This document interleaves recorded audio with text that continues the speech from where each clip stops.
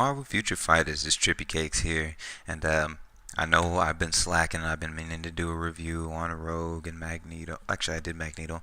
I meant Cyclops, but I'm gonna get to that later. I promise you. I want to make sure I have finished product. What I actually wanted to go ahead and talk about that I felt was extremely important is timeline battle. So as you know right now we have a shit ton of characters that are restricted. And when I say a shit ton of characters, I'm mainly talking about the pain in the ass known as Doctor Strange. Timeline battle, I actually forgot that it was fun to play. And that's just because it's the same thing. It's, Odin, Dormammu, and then Doctor Strange, and it's literally that's the only thing you see. Well, since he's been restricted this week, it's been a lot more fun to play. I haven't been auto playing it because usually I'll just throw my Doctor Strange and Dormammu and somebody else in there, and it'll kind of be like, whoever just happens to have their computer play smarter just happens to win. But that's besides the point. So the footage that I got playing in the background is just to kind of show that you know, without these big heavy hitting guys, I understand that we go through the grind and everything of getting them, and it takes months, like a month and a half, for people doing 35 out of 35 and hoarding their materials and not focusing on other people. But, I understand wanting to use them. That's fair enough.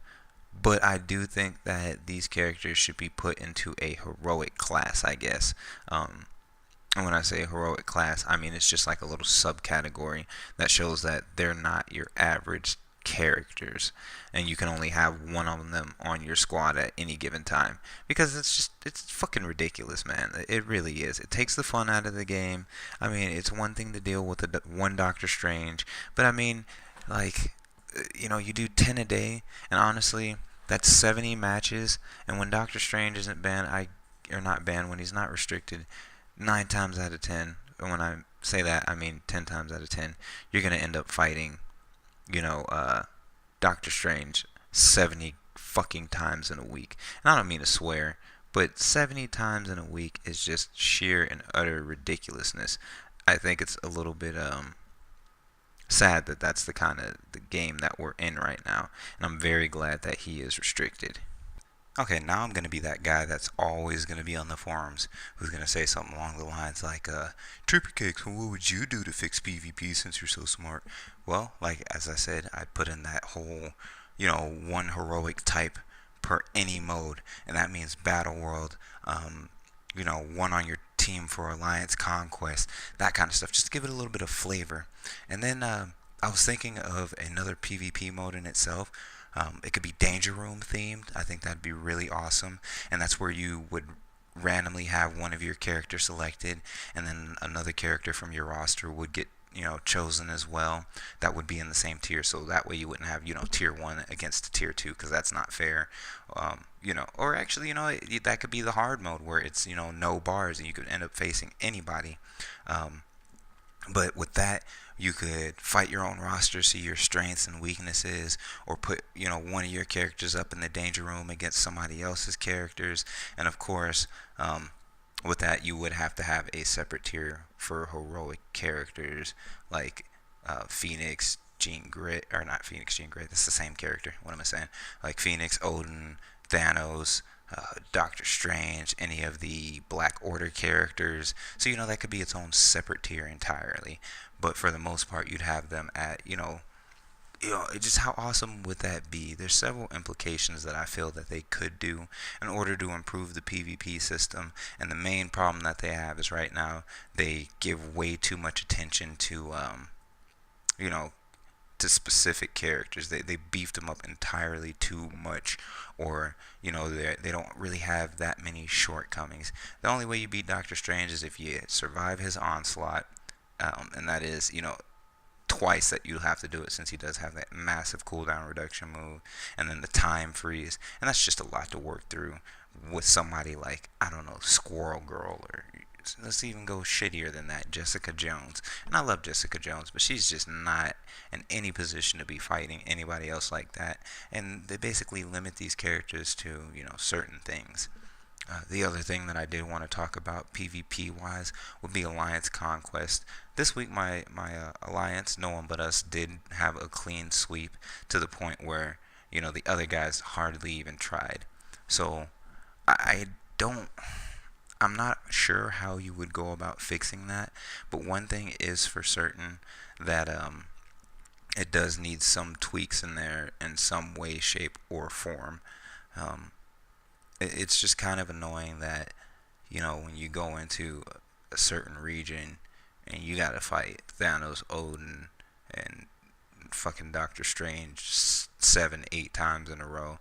I mean, yeah, I guess that's playing strategically, and it does matter based off of what score you're at and things like that.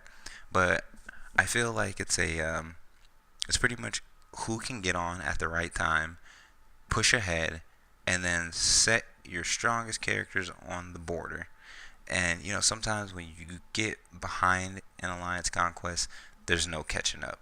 And some people just don't have that luxury to be able to wake up and hit every single one of them.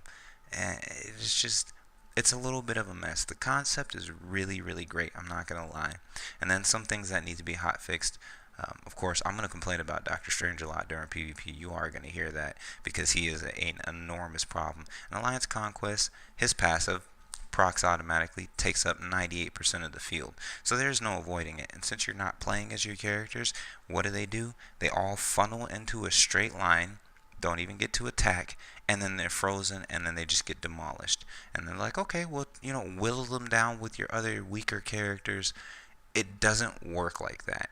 It's a fantastic idea, if you could actually get some hits in. But as I said, it doesn't matter what tier your characters are at. The second that match starts, they run straight in the middle, grouped up. They're all frozen.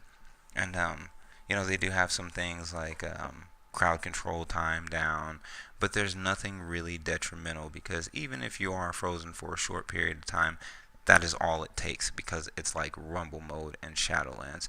Rumble mode and Shadowlands is extremely unpredictable because the second you get in there, it's just a massive nuke of damage going out, and everybody's only got 70,000 health. So let's just be honest. If you combine Doctor Strange with Dormammu and Odin at the same time, all attacking, do you really think 70,000 damage or 70,000 health is going to do you any good? 80,000. Some characters get up to 90, but even still, that's nothing considering you can't hit Odin because he's got his shield. You can't hit Doctor Strange because he's got that invincibility on top of those massive amounts of iframes. And then you can't hit Dormammu because he turned into a giant flaming unhittable skull. That is a problem. It really is. And as I said before, I understand these characters are strong for a reason. But to what point do you say that it's okay for them to be half as strong as they are? Because even if you nerfed them by half, they'd still be extremely strong characters. And I mean, I feel personally, maybe it's just me, but I feel that it's a little ridiculous that Doctor Strange, one character, has literally sapped the fun out of every single gaming mode possible. And I do like Doctor Strange as a character. I'm not a Doctor Strange hater. I just think that his kit, if it's going to be the way it is, his damage needs to be scaled down tremendously. And even, Sharon Rogers was like that at one point in time. She still is pretty OP. And, she's not even really an important character. If I remember correctly, she's like a what if scenario. And she's still overwhelmingly powerful. I just kind of wanted to revert back to when I first started playing and when you fought each other or you fought other characters and things like that. It was a fight, and all the work you put into a character wasn't overshadowed by Doctor Strange with level 10 gears. That's just where I stand.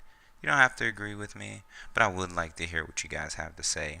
And with that being said, I am going to go ahead and cut this video off.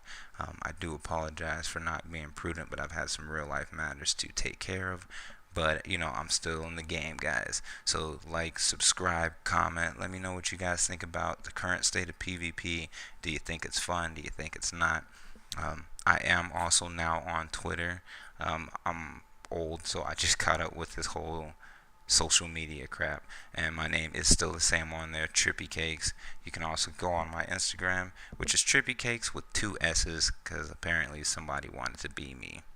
But anyway, I do appreciate you guys. I'm going to be dropping another video tomorrow and the day after. Please do stay tuned, because we do have that raffle coming in at the end of the month. And that is for that gift card of the Tier 2 Basic Package giveaway. Make sure you tell your friends about it so they can subscribe, get in on it too. This is Trippy Cakes, and I'm out.